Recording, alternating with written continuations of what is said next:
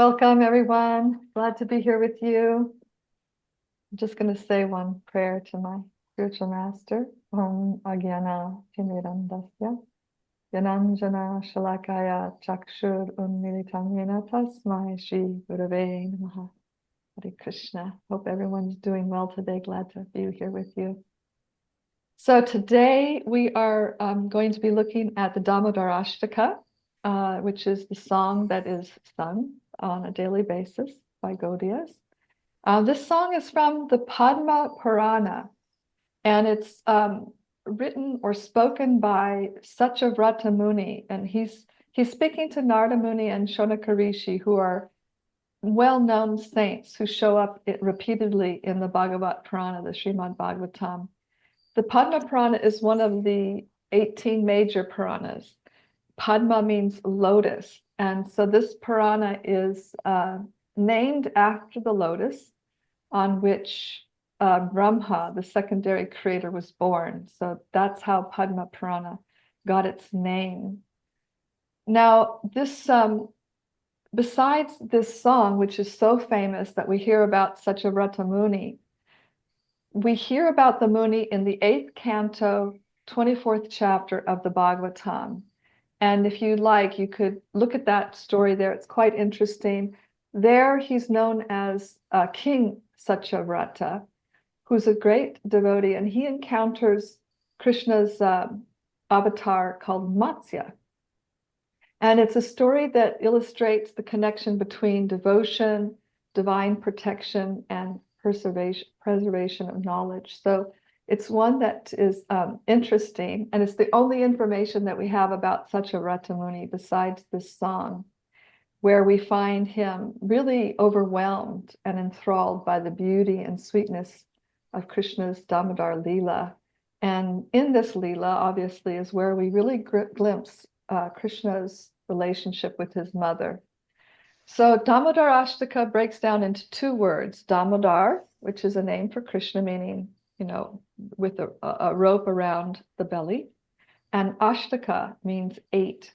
So Damodarastaka is a song containing 8 verses, which we're going to go over today, and that describe Krishna being bound with a rope of his mother's love. And that the whole pastime also you can see in Bhagavatam Canto 10, Chapter 9, or the Krishna book. I think, yeah, the Krishna book also.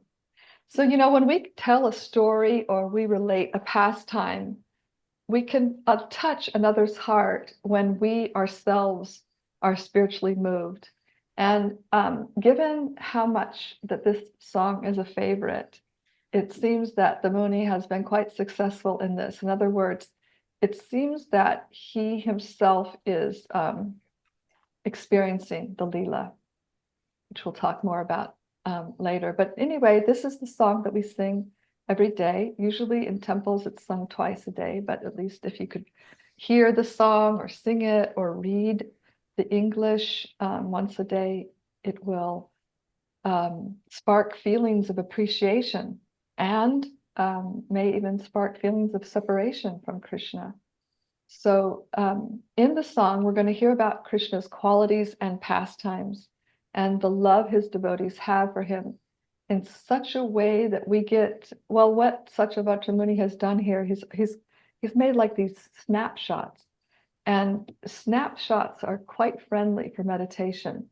So we can draw, can meditate on one of these verses or the section of the verse where he's captured a moment in time in Krishna's Leela. And we can picture that in our mind, remember the special scenes, and home in on details of that snapshot that maybe we didn't recognize or were aware of until we took the time to just focus on one single frame. It also seems, like I said, that it seems like you get so much feeling from his feelings of separation and his appreciation for Yashoda, for Krishna, that he seems to be really immediately there, like he's really experiencing the Leela. So as I was preparing for this class, I was thinking to point out that, this is the Padma Purana is huge Purana. It's much larger than the Bhagavatam, which is, as we know, quite large. So how has this song, which is embedded in the Purana, come to our attention? How did it rise out of thousands and thousands of verses? So Sanatana Goswami has shined a light on the Damodarastaka, and he singled out this stotram out of all of the Padma Purana. He brought it to our attention. Now, Sanatana Goswami was directly instructed by Chaitanya Mahaprabhu, and he is a preeminent Goswami among the 6 Goswamis of Vrindavan, who gave us the Bhakti Shastras, expounded on Chaitanya Mahaprabhu's teachings.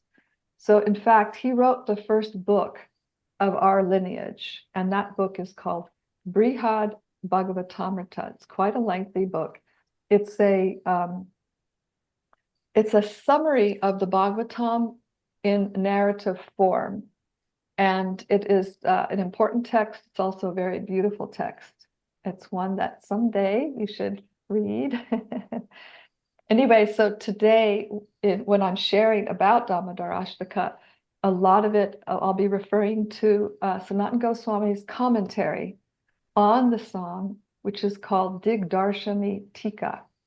So we sing the song daily under Sanatana Goswami's direction. And I was thinking, we really, instead of just, theoretically hearing, it would be nice if we could experience some feeling as we meditate on the song and we go through the verses. So, and by doing that, maybe we get to know Krishna a little bit more. So maybe we could take a deep breath and pause and ask for mercy that we can listen attentively and some things can be revealed in our heart as we're here today together.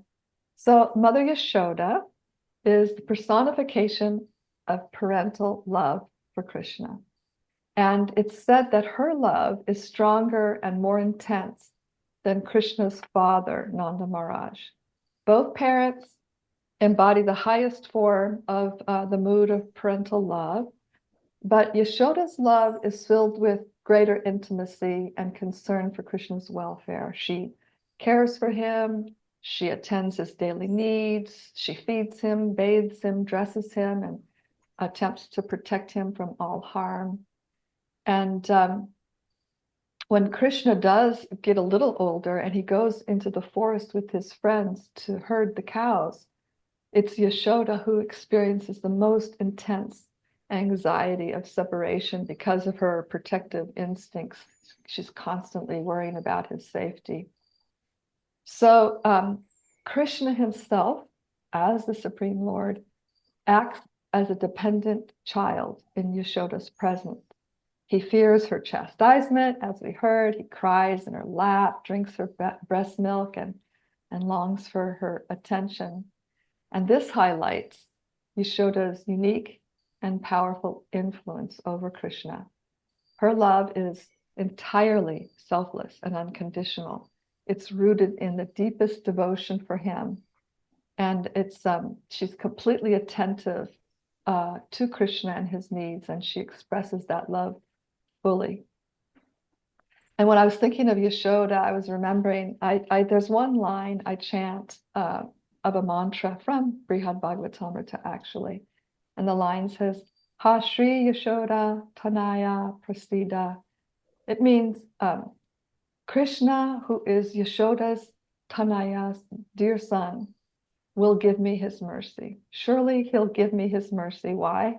Because Yashoda's love overflows for him, so he has all that affection to share with others. And so oftentimes I thank Mother Yashoda for her exceptional loving care of Krishna, and how that therefore comes to me through Krishna, through her grace.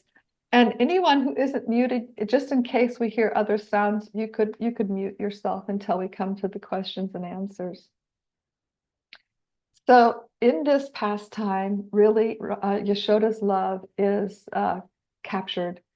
We're able to see it very close, and it's so astonishing that it really, it bewilders great minds. Even we hear different things in the Bhagavatam comments, like in the first canto, in chapter 8, Queen Kunti, she offers this prayer.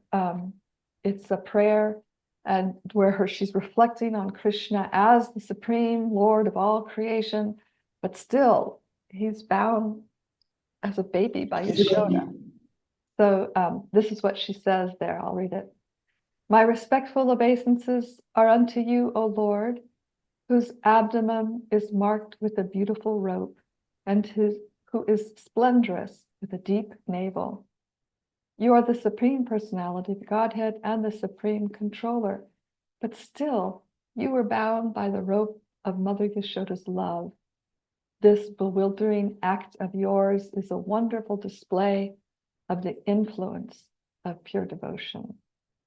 So we can join Queen Kunti as she marvels at how the unconquerable source of the universe and controller of all powers, who is otherwise completely beyond any form of control, allows himself to be bound by Yashoda's love. So the Leela and Queen Kunti's prayers highlights a most profound concept in Bhakti, which we've heard of before, but we'll speak more about today, is that Krishna is captured by the selfless, intimate love of his devotees. And this really, when you start contemplating it more and more, it's really astonishing. Last week I mentioned how Yoga Maya, which is the internal energy of Krishna, makes Krishna forget that he is God and makes the devotees to be oblivious to his godhood. So there's this transcendental illusion going on that facilitates the intimate exchanges of Krishna, between Krishna and his devotees. And in this song, we're going to see Krishna actually becomes afraid of Mother Yashoda. He's the supreme controller of everything, and he's literally afraid of Mother Yashoda. And he completely puts himself in her loving hands. And she thinks Krishna is mine, and I'm completely responsible for him. So that same possessiveness that we see between mother and son here, we have about things in this world. My car, my home, my computer, my country. And if we direct that ownership that we have of things in my body and things around me, if we can direct that toward Krishna, it is the perfection of our lives. And we'll be able to enter into the Leela and actually one day see Yashoda bind Krishna with that rope. When we really channel this attention, this awareness, this love, Krishna submits to that love, and he becomes ours and takes us as his. So this is the power of pure bhakti, that it transcends the laws of the universe. So at the beginning of his commentary, Sanatana Goswami offers obeisance to Damodar, who is accompanied by Sri Radha.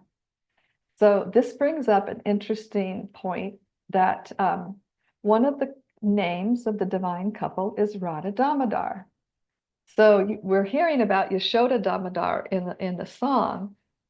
Where did the name Radha Damodar come from? And there is a beautiful story that is, you could say, the genesis of the name or not. But anyway, the story is that Krishna and the gopis were playing in the forest, and they decided to have a game of hide and seek. And Krishna started boasting about how he could hide in such a way no one could find him. And Sri Radha took up the challenge, and she said, I will have no problem finding you. So Radha and the gopis stood behind trees, and Krishna took off very fast. But before he got very far, Radha started chanting his names. Sham Sundar Govinda Gopal. And Krishna was having difficulty moving. So he quickly hid. He just dropped down behind a bush. And she started making her way toward him, chanting his name, Hare Krishna, chanting his name. And Krishna knew that he was going to be found because he was just behind a bush and he had wanted to get behind a deeper, denser area, which he couldn't make it because of Radha's chanting. So here he is, this mischievous, playful Krishna hiding, but Radha knows exactly where to find him. And she doesn't even need a rope. She just sings his name, and Krishna is powerless in the face of Radha's love. Very sweet pastime.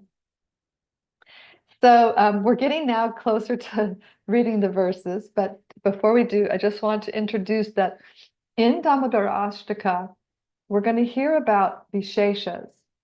The word Vishesha means distinction or excellence or superiority. And a Vishesha is used to highlight something that stands out or is unique in a particular context. So in Damodarastaka, or rather in Sanatana Goswami's Dig-darsini-tika, he discusses several visheshas that he brings to our attention as we go through the verses. So we're going to look now at the song, and if you'd like to pull up the PDF that I sent to you, that might be good, because I'm going to mention in this, discussion on the verses, I might mention some Sanskrit words and you might want to look at them, or you might want to read along. I'm going to read the verse and then give some comments from Sanatana Goswami. So we're on verse 1. To the Supreme Lord, whose form is the embodiment of eternal existence, knowledge, and bliss, whose shark-shaped earrings are swinging to and fro, who is beautifully shining in the divine realm of Gokula, who, due to the offense of breaking the pot of yogurt that his mother was churning into butter, and then stealing the butter that was kept hanging from a swing, is quickly running from the wooden grinding mortar in fear of Mother Yashoda, but who has been caught from behind by her who ran after him with greater speed. To that Supreme Lord Sri Damodar, I offer my humble obeisances. So the first Sanskrit word in the verse is nama. Satyavrata Muni with nama bows with love and devotion with a request to be blessed to speak about these visheshas or super excellences of Krishna. It's not ordinary to be able to glorify Krishna. It is a blessing, and so he's seeking that blessing in order to really express his heart and the feelings that he's having. And it's interesting. A lot of prayers begin with nama, with an obeisance, with a submission, just like in India, we have the greeting namaste. So nama and te, which means I bow to you. Now, this is very interesting. Nama, the word nama can be broken down to two, nama. Na means not, and ma means me. So nama means not me. By saying nama, I recognize I'm not the center. I give up selfishness, self-centeredness, and I shift the focus away from me to show respect to another. And it is with humility and respect that we can actually learn. We can begin to hear the messages that nature and life are sending us by nama, I bow. I bow with respect. I bow with gratitude. I bow honoring other living beings. I bow to the Supreme. And that's what Muni does here.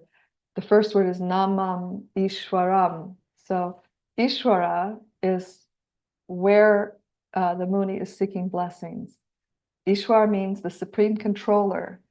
Ishwar governs everything, and his control is absolute. He has divine mastery and rulerships of all aspects of existence.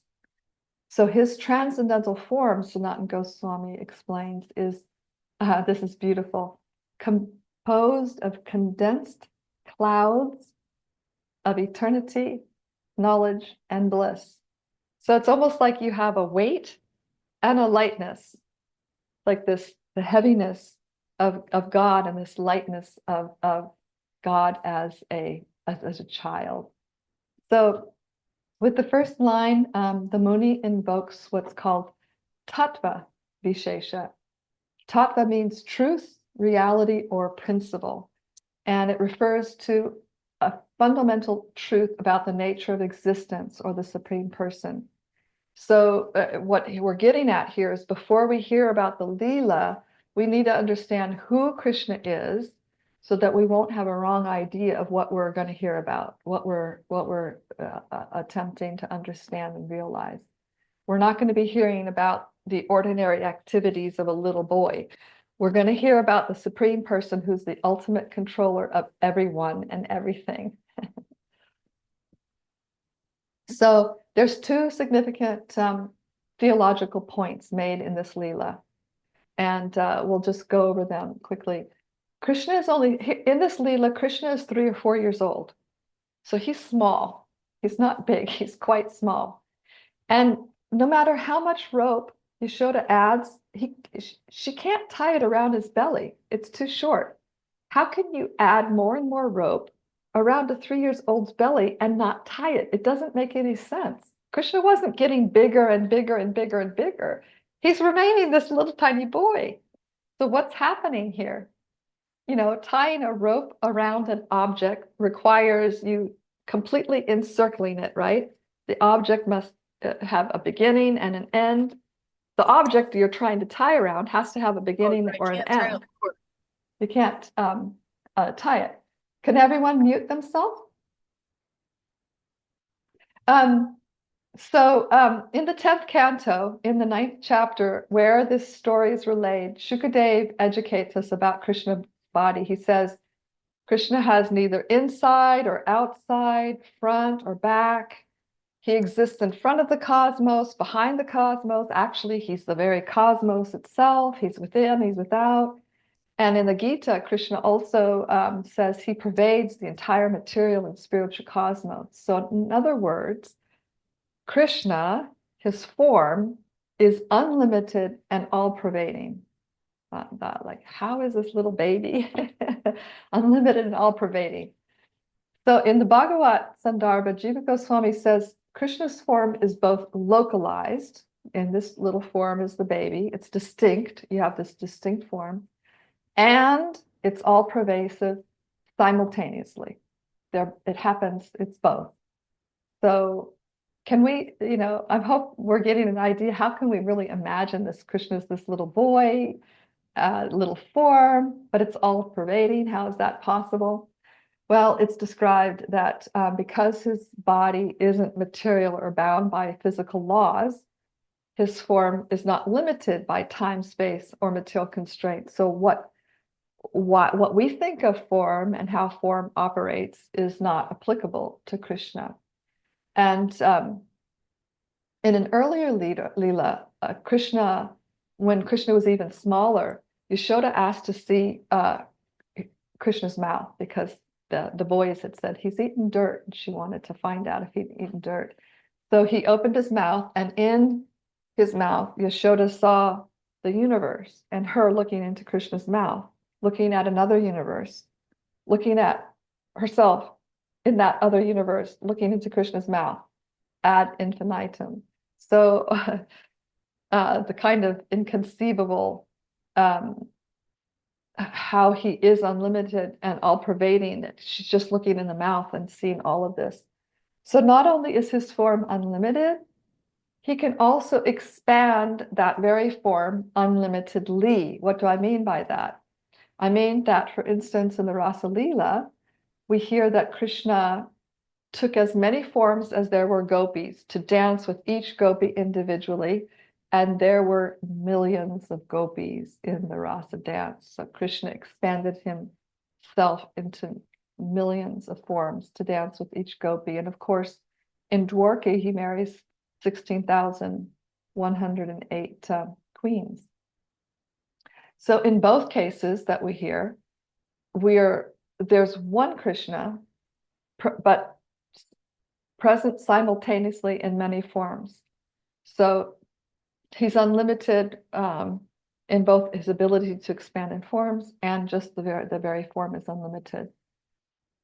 And Sanatana Goswami points out, he says, no one can bind the shell of the material universe.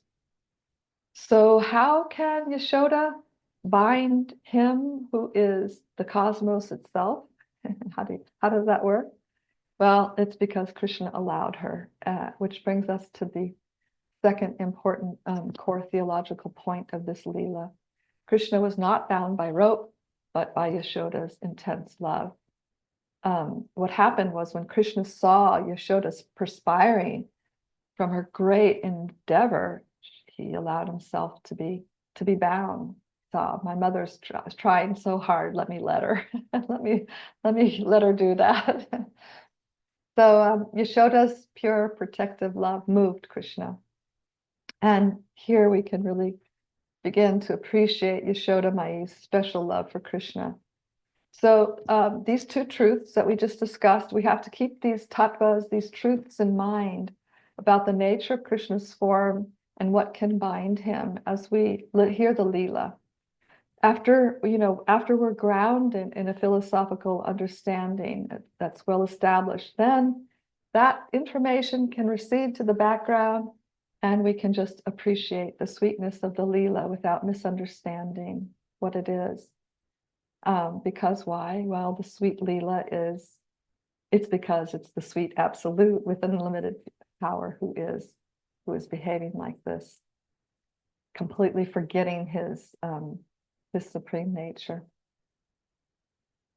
So after we hear of the tattva, or the truth, the philosophical underpinnings of the Leela, we hear something about rupa vishesha, which means, rupa means form. So we start in the second line of the first verse, it starts lasat kundalam. So the excellence of Krishna's form is beginning to be highlighted by describing his swinging earrings, those kundalas. They're moving back and forth because he's running. Obviously, when someone runs, their earrings will swing. So this is where Krishna's running and his earrings are swinging. And Sanatana Goswami says, those earrings have such good fortune that they're constantly kissing Krishna's cheek, back and forth, kissing Krishna's cheek. In this way, those earrings are super excellent, the best of all his ornaments.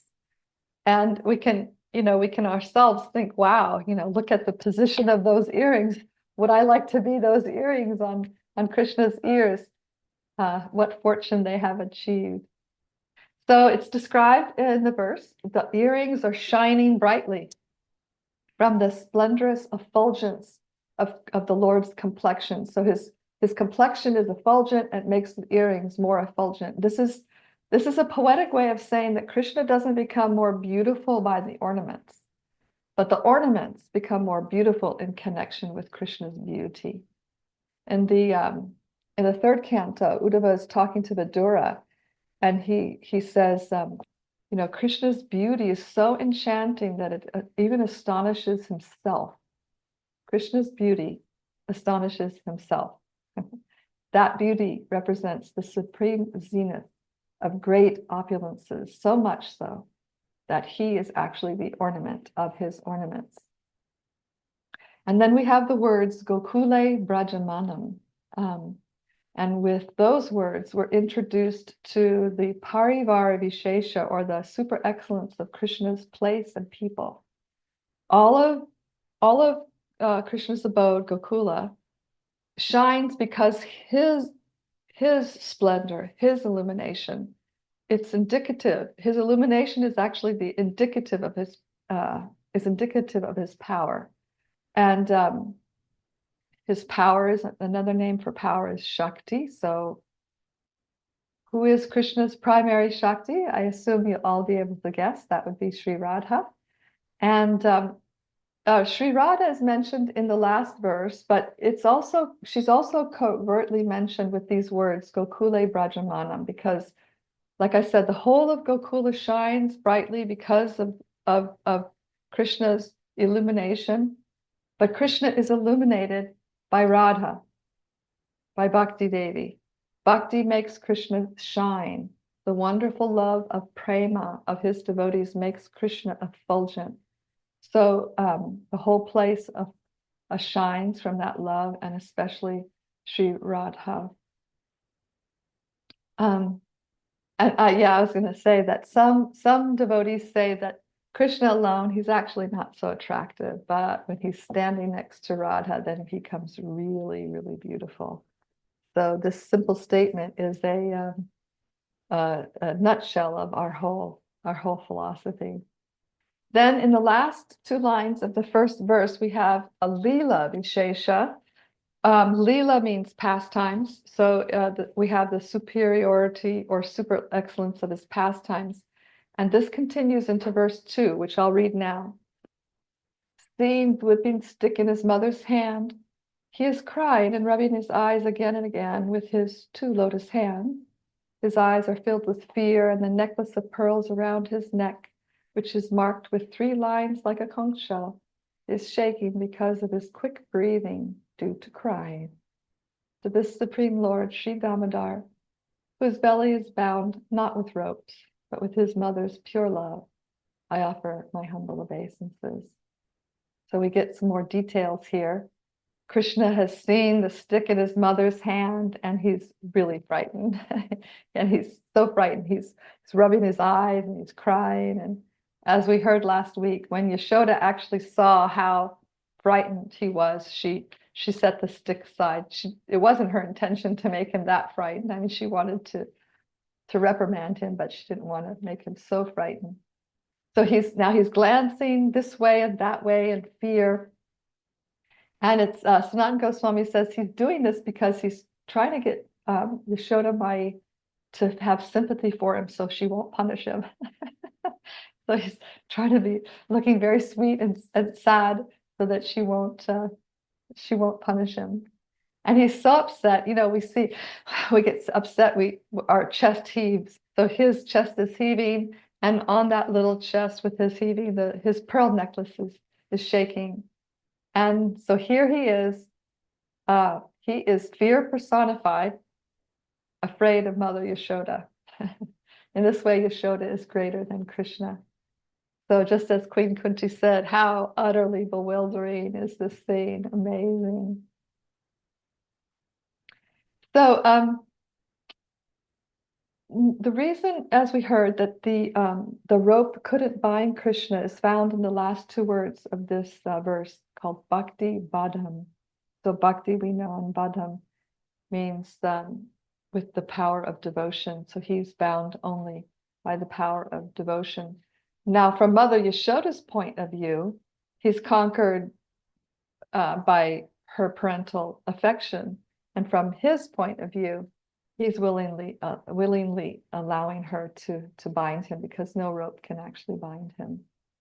So verse 3, by such childhood pastimes as this, he is drowning the inhabitants of Gokula in pools of ecstasy.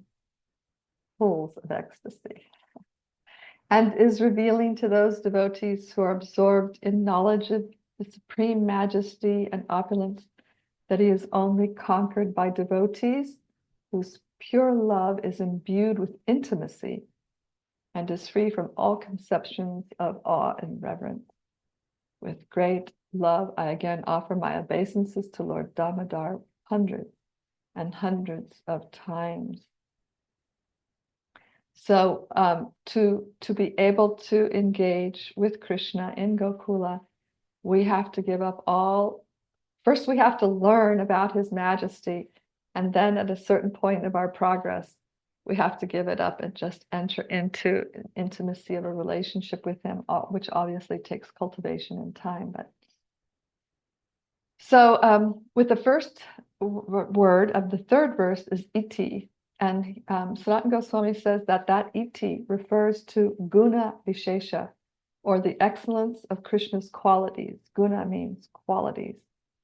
And he's specifically referring to the nature of Krishna to become under control of his devotees.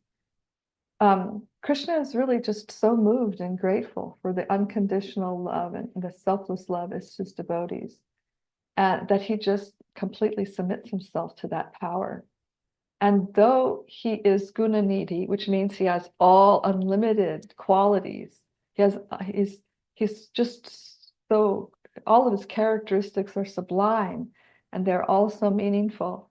But he thinks that of all those qualities, what he thinks is his best quality is this quality, that he's conquered by love and he's controlled by his devotees. He thinks that's just the sweetest thing about himself. So, what's the implication of God being so reciprocal in his love? How might this affect us? Should we decide to give ourselves fully to him? We hear Swalilabir Ananda Kunde. Krishna immerses those who join him in a deep pool brimming with liquid bliss, and thus they experience supreme happiness.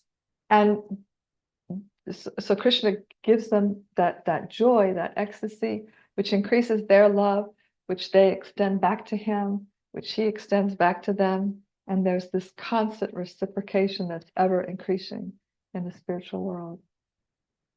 So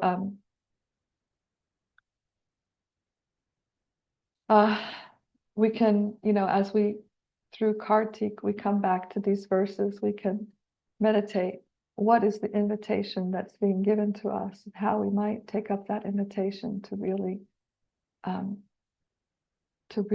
participate one day in his direct Leela. Now, as Satyavrata Muni is saying here, Krishna has really like very little interest in on reverence. It just doesn't move him. He wants intimate love, and he doesn't. Satyavrata Muni says, look, this is important to understand. You're not going to control Krishna just with awe and reverence and oh my God and bowing down. You can't approach him in that way. He becomes submissive and appreciates those devotees who love him intimately.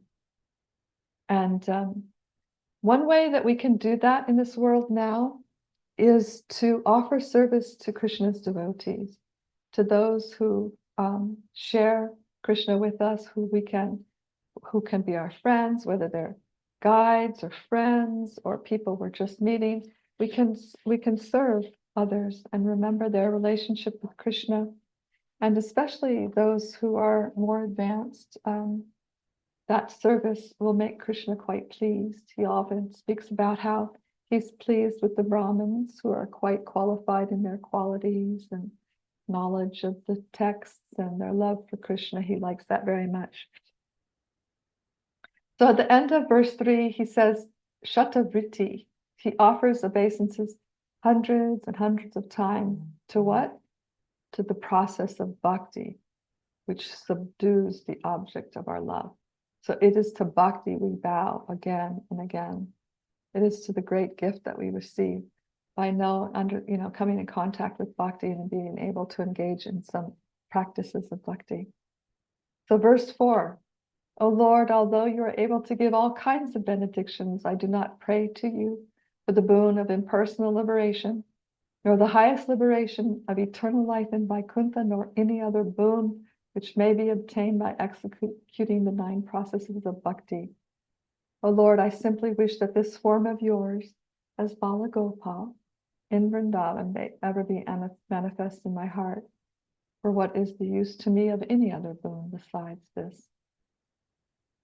So here we're getting more of a feeling, aren't we, of Satyavrata Muni's deep longing, his feeling of separation, how he wants to associate with Krishna directly.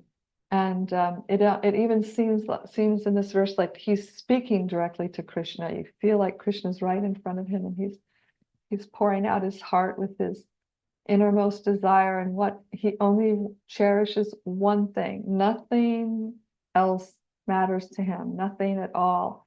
He just wants to have an internal vision of Krishna's babyhood form, that child form of Krishna, with the shaking pearl necklace and the moving earrings and the heaving and the crying and the rubbing the eyes. He just wants to see that beautiful form. And he makes his statement very clear. He's completely indifferent to liberation. Liberation means complete freedom from the suffering caused by repeated birth and death. And I don't know anybody who doesn't want to be free from that suffering. And the Muni says, I don't care. I don't care at all. I don't care. I don't look for the happiness of the self, the Atmananda of the self, which is millions of times greater than material happiness. I don't care for Brahmananda, which is millions of times greater than the happiness of the self.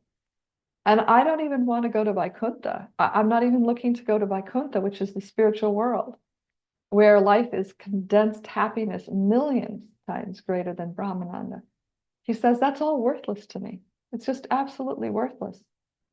So, let's put that into some context in our own life. Let's think, what do you want? Maybe a new outfit, a better car, a partner, a home, more appliances, to be appreciated by others. Do you want to have more money? Do you want to be free from suffering? And now think about those kinds of desires that we have. And the Muni is so attracted to Krishna that I'm turning my back on all of it, even the greatest forms of happiness, even spiritual, a certain type of spiritual happiness, I'm willing to forego just that I may see you. So we can appreciate a little bit more about the intensity of the Muni's desire. These prayers are very serious. These are not light prayers that he's saying. Although the Muni is talking about these types of liberation in the verse, Sanatana Goswami says, actually greater than the reason why the Muni can pray like this is that greater than all these forms of liberation, self-realization, merging into the Brahman effulgence, going to Vaikuntha, greater than all of these is what? Prema, that comes from the 9 processes of Bhakti. It is the highest form of liberation, to love God intimately. So what by saying what he's saying here, Satyavrata Muni is saying, I just want the boon of bhakti. That's all I want. I want to see you face to face, and I want bhakti. Ha nata iham idam tevapur gopabala.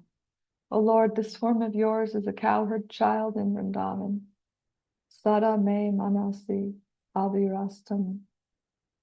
May such a form be ever manifest in my mind. He just wants to have that manifest in his mind continuously. So verse 5, O Lord, your lotus face, which is encircled by locks of soft black hair tinged with red, is kissed again and again by Mother Yashoda. And your lips are reddish, like the bimba fruit. May this beautiful vision of your lotus face be ever manifest in my heart. Thousands and thousands of other benedictions are of no use to me. Krishna's beautiful face is supremely enchanting. And in the Gopi Gita, which is the verses in the 10th canto that we'll be looking at next week, there the gopis say that his face is just like a festival. There's so much going on in the beauty of his face that it's like living in a festival. And they say that even a brief moment that they can't see that greatest benediction that removes all distress and is ultimate delight brings them the greatest distress. So Krishna's crimson-colored lips, bimba raktadaram, always have a smile on them. And that smile removes the darkness in the hearts of his devotees and dries the ocean of their tears.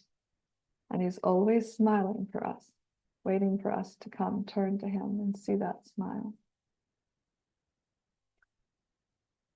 Satyavrata desires that Krishna's lotus face, Mukham Mojam, manifests within his mind just once. Before he said, I just want it to be constantly. And then he's like, well, at least one time, benedict me in this way. or again and again, or constantly, somehow. Please. What does Krishna's lotus face look like? Well, it's surrounded by curly hair, dark blue curly hair that is glossy and it's tinged with red. And it looks just like it looks like a lotus flower that's surrounded by hovering honeybees. And in that way, in a similar way, the Lord's face is encircled with bouncy locks of curls. In verse 5, Gopya refers to the gopis, which indicates his mother and the elder ladies of Gokula. And it also refers to gopis and the younger ladies, younger girls of Vraja, headed by Sri Radha. And all those gopis kiss his face again and again with love. Okay, on to verse 6. O Supreme Godhead, I offer my obeisances unto you. O Damodar, O Ananta, O Vishnu, O Master, O my Lord, be pleased upon me by showering your mercy, glance of mercy upon me. Deliver this poor ignorant fool who is immersed in an ocean of worldly sorrows and become visible to my eyes. So now Satyavrata is really echoing our own hearts, our own position, our own condition, and giving voice to that in a way that we can really relate to and say the prayer with some deep, heartfelt feeling. This is my condition. And what he's showing here also is that feelings of separation and longing, and the potency of sincere prayer, this is what awakens in us love for Krishna. And then when that craving, that becomes so intense, Krishna becomes visible to us. He will become visible.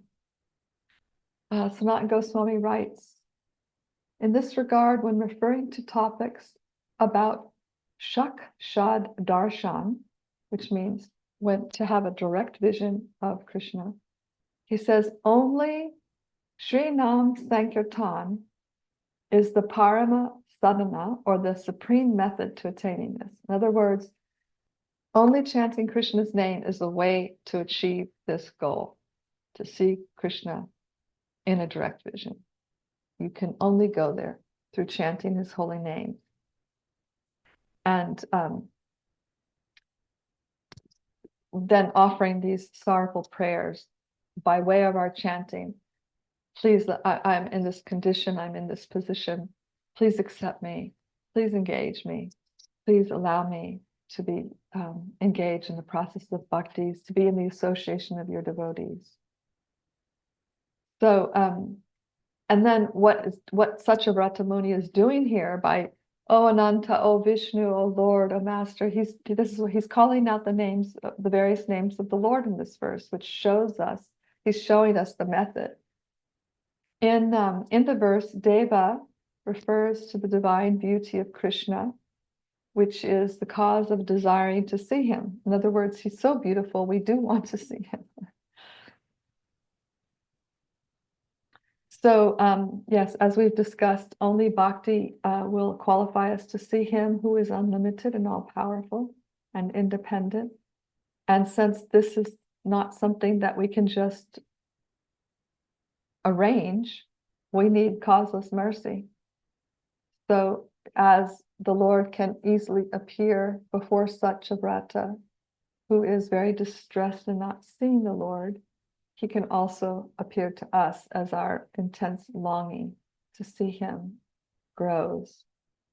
And he says here, please bestow your merciful glance like a shower of nectar, thereby uplifting and enthusing us with life. He says, I am dukkha, suffering, in jalabdi, by being submerged in the ocean of illusion and deception. Therefore, I am ati dinam, very distressed. So, next verse 7. O Lord Damodar, just as the two sons of Kuvera, Manigriva and Nala Kuvara, were delivered from the curse of Narada and made into great devotees by you in your form as a baby tied with rope to a wooden grinding mortar. In the same way, please give to me your own prema bhakti. I only long for this and have no desire for any kind of liberation. So here again, don't entice me with liberation, Lord. I'm not interested. I really only want this. So his longing right now is like, again, showing the attributes of prema vishesha, or the excellence of divine love, prema, or ecstatic love for the sweet absolute. You know, even seeing Krishna, we're not going to be fully satisfied. We're going to want to see him in the next moment and the next moment. And then if there's a moment that we don't see him, then separation rises. So these feelings, the intense desire to be with Krishna, the separation in his absence, these are the hallmark of prema. And when prema arises like this, where there's such intensity for longing for meeting, and then intense separation, one thinks oneself unworthy. It's natural that you hanker so much, and oh, maybe I'm not worthy for it. That's why I'm separated. So this humility and prema, Sanatana Goswami says in Brihad Bhagavatamrita, they're tied together. Humility increases, prema increases, humility increases. So at this point, we're hearing more like Satyavrata Muni is feeling unqualified. He's feeling humble, but he's at the same time determined. He's expressing this great hope that it is possible. Krishna will be merciful to me, just like what? How he was merciful to these two sons of Kuvera that had been cursed by Narada. They were very lowly, but regardless of their condition, Krishna showed them extreme mercy by liberating them from that body, so they would be reinstated in their heavenly bodies. And not only did Krishna liberate them, which is described with the word mochito in the verse, but they were gifted with prema bhakti. So not only did he free them from the material condition, but he gave them pure love, which we just heard, prema is greater than liberation. And why did they get this gift? Why did Krishna give these two huge trees the gift of love of God? Because they had association with Krishna's great devotee, Sri Narada. And by that association, they developed an understanding of bhakti and desired to attain bhakti. It's described that bhakti is, the association of devotees is the root cause of devotional service to Krishna. And it's association of Krishna's devotees that is also central to our lives, even after prema fully matures and is manifested, both in the beginning stages and advanced stages. Connection with Krishna's devotees is absolutely essential. In the Bhagavatam, Krishna talks about why he saved these sons of Kuvera, and it's in 10:10:25. He says, although these two young men are the sons of the very rich Kuvera, and I have nothing to do with them, Devarshi Narada is my very dear and affectionate devotee, and therefore because he wanted me to come face to face with them, I must do so for their deliverance. So really, Krishna is saying, I'm responding to my devotee Narada in saving these two people who have become devotees, and in that state, it's described how they became very advanced devotees. So this shows how the mercy of the devotee is how we receive the mercy of the Lord. Really, it's not possible to receive Krishna's mercy without the mercy of his devotees. So then, with the statement, Tata Prema Bhaktin Swakam Me Prayacha, the Muni requests, please benedict me also with Prema Bhakti in the same way.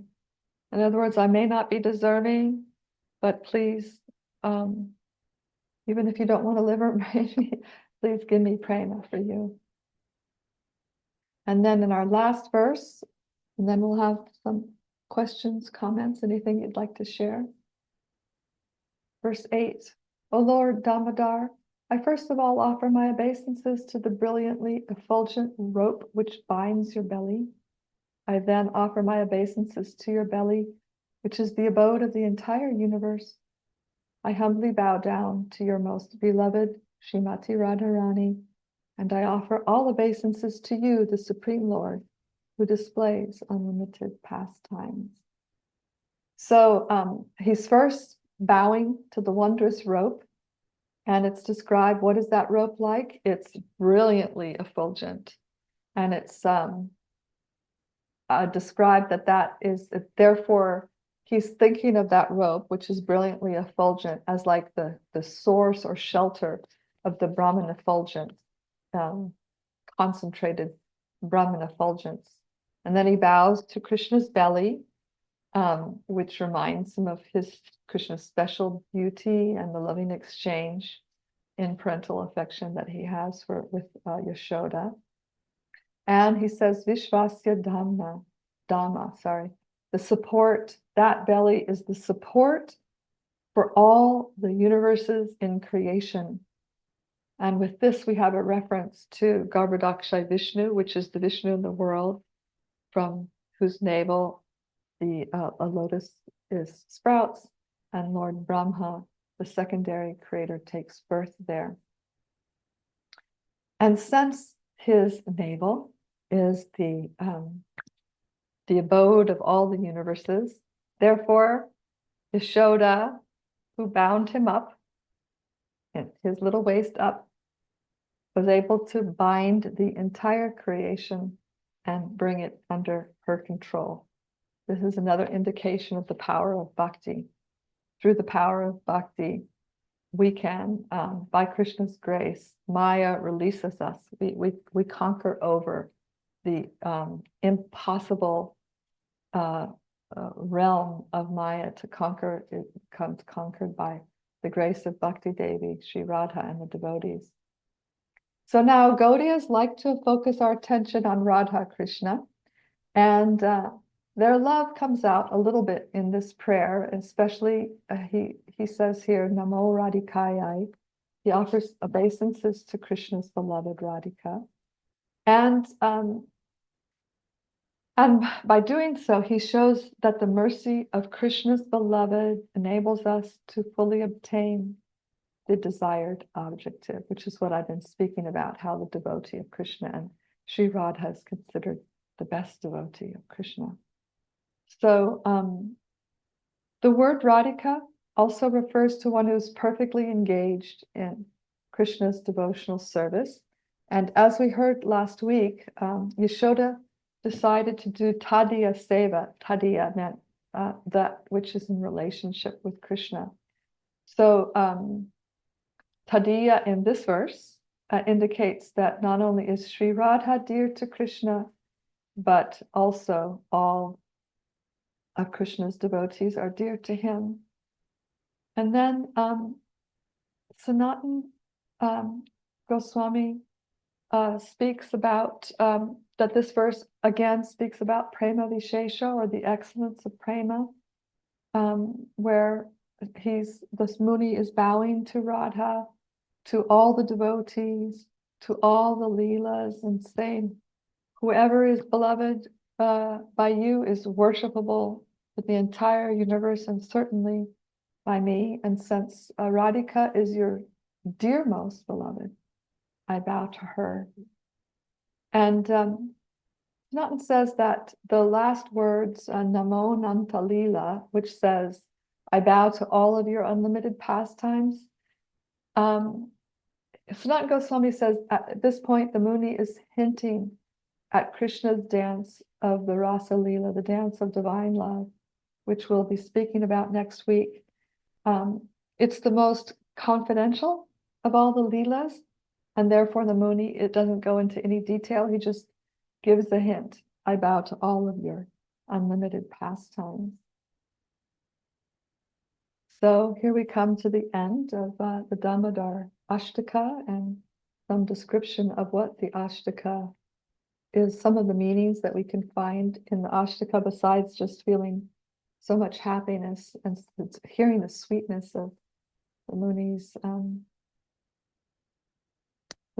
meditation, where we can also meditate. Look I see a bunch of people that I didn't see when I first started. Welcome everyone, good to see you.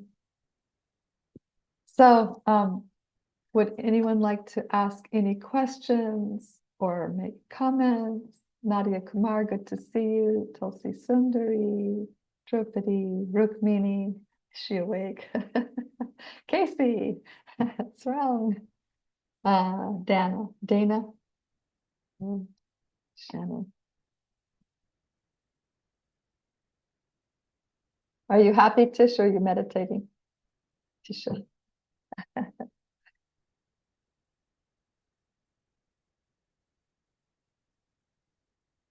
Nadia, Kumar, Prabhu, nice to meet you here. You can unmute yourself. Thank you, Mataji. Wonderful class.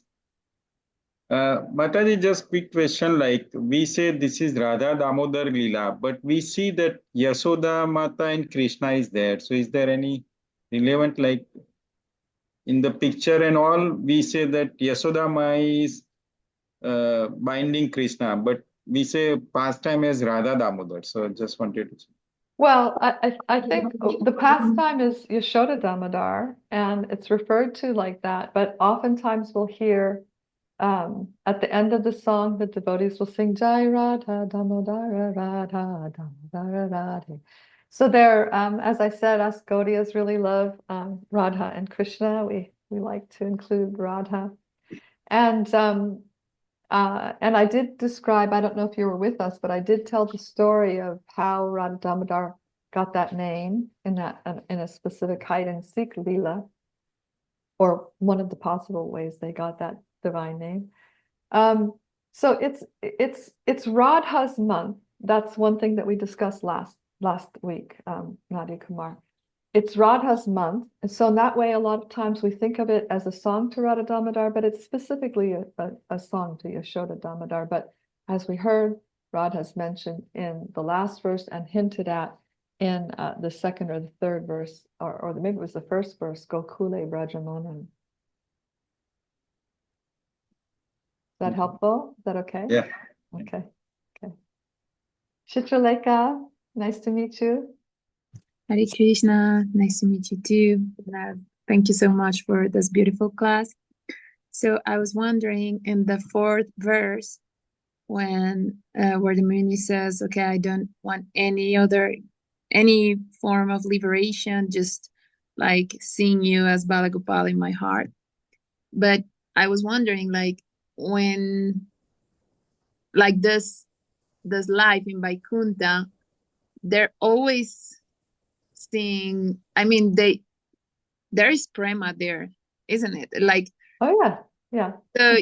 So why I'm not, I'm a little bit confused about, okay, if there is prema in Vaikuntha, why does the Muni say I don't even want to go there? I mean, I kind of know, like, whatever I am, just let me not forget your face as Balagopala. But what I always think is, like, Vaikuntha planets, well, they're always seeing Krishna in their hearts. So what? Right. Yeah, so I think I understand your question. Yeah, so Vaikunthas, we find Narayanas, right? We don't find Krishna, we find Narayanas or Ram. We find Sri Ram, Hanuman, Lakshman, Sitaram in Ayodhya, in the spirit, in Vaikuntha. So Vaikuntha liberation is, yes, there's prema there, there's love for Narayan. Some residents see Narayan regularly, some are just in meditation, meditating on Narayan in the heart. Some are serving him directly, some are not serving him. So there's different relationships with Narayan in Vaikuntha. But this is, you have to understand, this is the heart of Satyavrata Muni. He's in love with Krishna. He doesn't want to see Narayan. He wants Krishna. And so he's expressing, I don't want to go to Vaikuntha. I know that's a liberation. It's a transcendental liberation that, yes, we can aspire to. And it's not bad to aspire to that. But he said, I don't want that. I want a connection with Krishna, my beloved Bala Gopal. So that the kind of, now one thing also to understand is that besides that, the Muni has a relationship with Krishna, and Krishna isn't in Vaikuntha, Narayan is in Vaikuntha, so to speak. And Prema is in Vaikuntha, and Prema is in Gokula, but the Prema in Gokula is not the same as Prema in Vaikuntha. Those are not the same. And that's why the Muni is saying, let me tell you, one of the reasons why I don't want to go to Vaikuntha is because Krishna doesn't submit himself to the awe and reverence of Vaikuntha like he does to the intimacy in Gokula. And I want to be intimately related with God. Now you also have, so there's the difference in the prema, the intimacy is different. The relationships and the type of relationships that you can have with God are different. You have, in Vaikuntha, you can be a servant. You can have a neutral relationship with God, like a yogi meditating on God in the heart, or you can be a servant. That's what your options are for a relationship with God in Vaikuntha. In Gokula, you can be a servant. You can be a friend. You can be a doting elder. You can be a lover. This is very different. It's a different prema. It's a different intimacy. It's complete intimacy. So the Muni does want to go to Gokula. Yeah, that's where he's letting Krishna know, this is where I want to go. This is my aspiration. And that's one thing also on a spiritual path. It's extremely important, and this goes for us also, us Gaudiya Vaishnavas. It's extremely important to know what your goal is. You're not going to go to Gokula meditating on Narayana. Okay? You know, we love Narayana, we offer respects to Narayan, we understand his exalted transcendental position, we understand he's non-different, he's different and non-different from Krishna at the same time. We're not confused. It's not like we're not polytheistic, we're monotheistic. There's one God, this is Krishna, but our hearts are moved in a certain way. And you know, like I would say that although it's lovely to hear about Ram Leela, we shouldn't be meditating on Ram Leela if we want to go to Goloka. It's so specific. It's so specific that it's described for the Gaudiya Vaishnavas. If you want to go to Goloka to associate with Krishna there, do not meditate on the queens of Dwarka. Do not meditate on Dwarka Leela. Like, don't make that a focus of your meditation. You'll go there. You'll go to Dwarka. Now, what's wrong with Dwarka? There's nothing wrong with Dwarka. But where do you want to go? Do you want to go to Vaikuntha? Do you want to go to Ayodhya? Do you want to go to Mathura or Dwarka or Vrindavan? And if we choose where we want to go, then we need to give our full attention and meditation there. Very important. In fact, it's described that for, you know, we do Vaidhi Bhakti, right? We follow rules and regulations. That's called Vaidhi Bhakti. We follow Vaidhi Bhakti. However, we're actually on the Rag Marg. The Rag Marg means we are aspiring for spontaneous love of God, not just, you know, following the rules because they should be followed and we know this is the right thing to do and I want liberation. No, I want spontaneous love of God that is just, doesn't pay attention to rules. It's just spontaneously loving. So we're on the Rag Marg, and now there's initially we are following rules and regulations, but at some point we actually move on to an advancement in devotional practice and purity of heart, where we can move toward practices that are focused on the development of the rag, the spontaneity. And it's described that to do that, we shouldn't be doing things like mudras. You know, you see the pujaris on the altar, they'll do a bunch of mudras when they're worshiping the deities. That's not part of Ragmark. So as we make progress in devotion, and as we purify the heart, then we'll fine tune our practices, we'll clarify our concentration, and be very specific. Be very specific on the mantras you chant, the meditations you undertake, the prayers you say, everything becomes centered around you become very targeted on your goal. This is very important. And so what we're seeing is the bhava, or the deep feeling of the Muni, which is spontaneous. Sounds like Ragmark. He's spontaneous. I don't want anything. I don't want material pleasure. I don't want self-realization. I don't want to merge into your beautiful effulgence. I don't want to go to Vaikuntha. I just want to see you. I want to love you. That's all. That's it. So we want to come to that kind of focus. Thank you. Thank you for your question. Tulsi Sundari. Hare Krishna. Hare Krishna. Hare. Good to see you. You Good to too. see you. It's been a while since we've been in touch, hasn't it? Yes, I'm glad to be in this wonderful association with all of you. I really appreciated everything you shared with such depth, and but particularly when you're saying, how do we in our position now serve with that intimacy? And you said it's by serving Krishna's devotees. I thought that was such a nice point. And I was wondering whether you could say more on that to help us to truly understand, what does that mean? How can we do that more? Because it's very practical. It's the people that are around us right now on this call even. So I would like to hear a bit more on that point if you can. Yeah, thank you, Sophie. Well, I mean, first of all, if we take up the company of those who are devoted to Krishna, who have some feeling for Krishna, that is shared with us, right? And that's very, very precious. We don't get this on our own. This is very important to understand. Bhakti doesn't come but through devotee.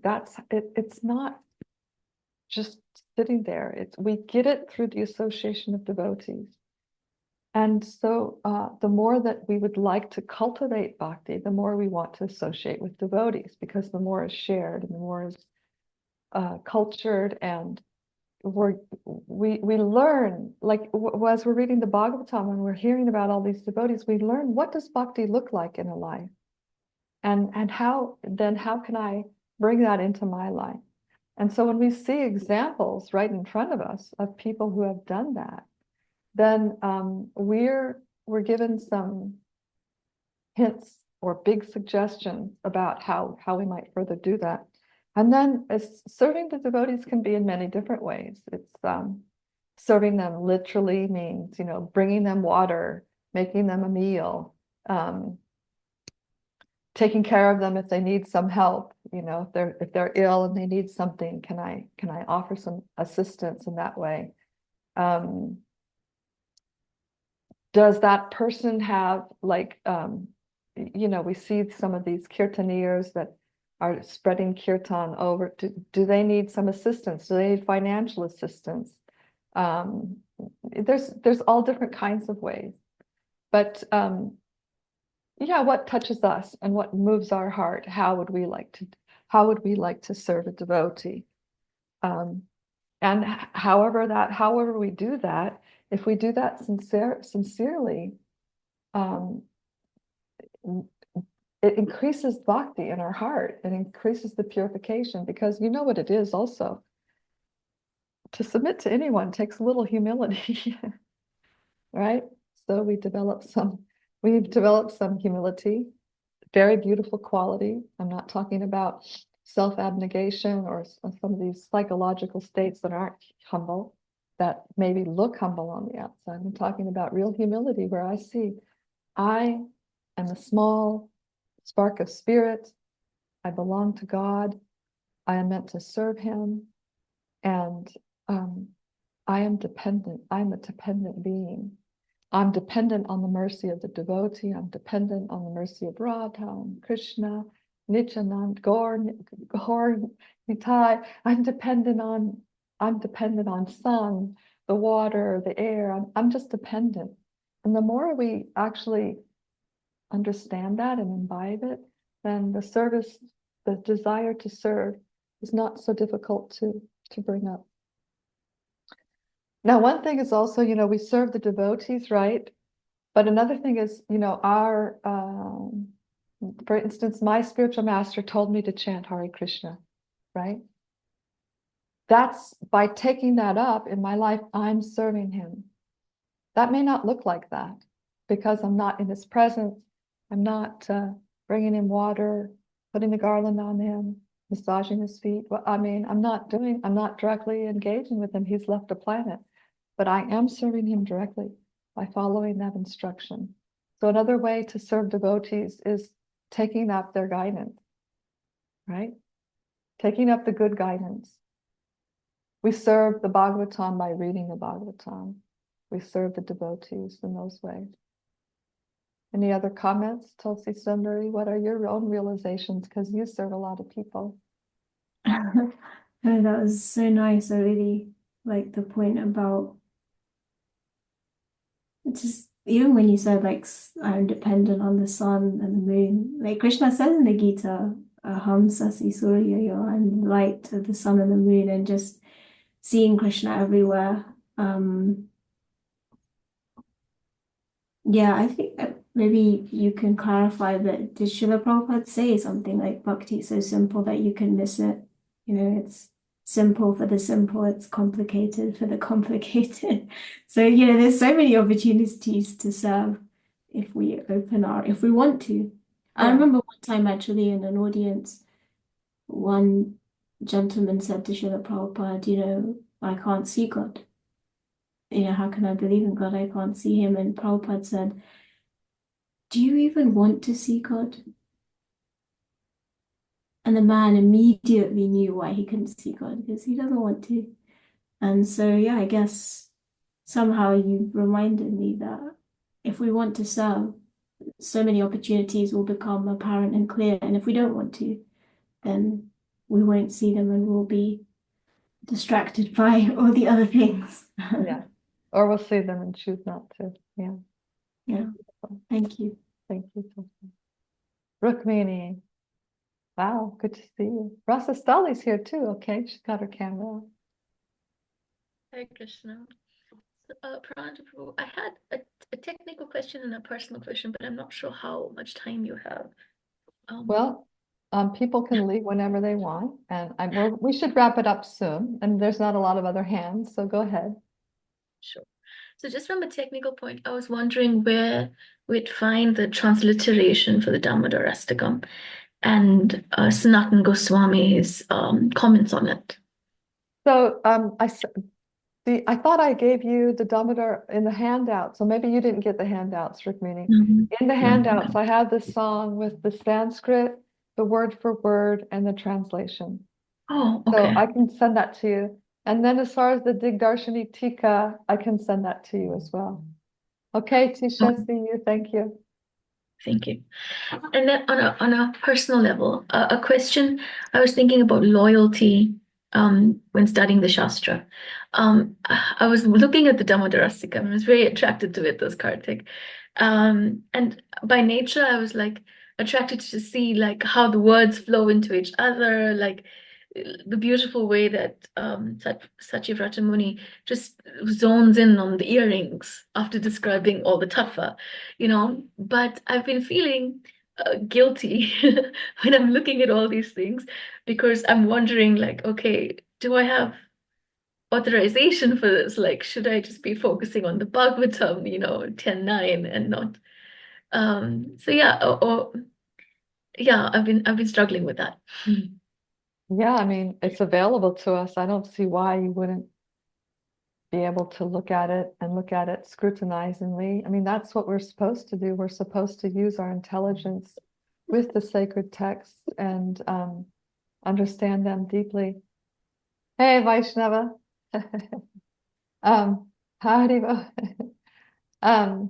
So I would say, yeah, you should do that. By nature, you're scholarly, and you might get some special insights. I mean, why wouldn't you be gifted some special insights if you asked for them and studied it carefully? And yeah, I would totally go for it. I'll send you the commentaries, and you should read them. I mean, yeah, I mean, that could be also Karttika. You can study the Damodarastaka like that, word for word, and look at what Sanatana Goswami says, and why not? And also, you can look at the Bhagavatam. You can also look at the Bhagavatam, Prabhupada's commentary, but the other commentaries as well. Thank you. Hare Krishna. Any other comments? Hey, Casey. Good to have you. Haribo.